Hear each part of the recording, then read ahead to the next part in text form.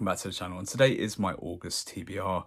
So last time we left off, I had to go on a holiday, and sure enough, I still have a few pages of my last book of July, Best Served Cold, to read.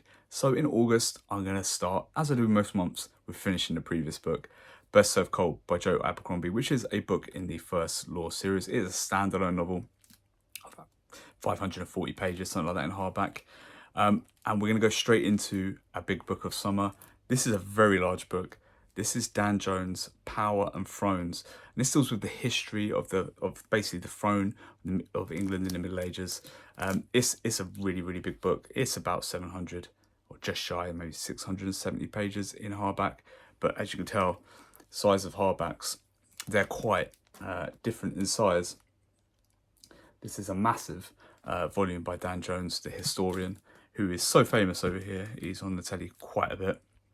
Then next is a little bit of a shorter read. It's Anthony Burgess. This is A Clockwork Orange, one of the books on my 50 books to read before I'm 50. A lot of people have this listed as a sci-fi. I can kind of see it, having watched the movie a few times, why this would be considered a sci-fi. I think I will read it and find out. I think there's actually novella length. It's around 100 pages, bang on. So probably 30,000 words. So a long novella, but more of a novella than a novel. And then finally, I'm getting back to something I have not done in, I don't know, over 18 months. If I left it a few more months, it would have been 2 years. And that is getting back to Tom Clancy. Now, when I read Tom Clancy before, I really wanted to read Rainbow Six. I found a really nice hardback copy of it for very cheap. So I just read it. It's like 1,000 pages, but I thought I'd just read it.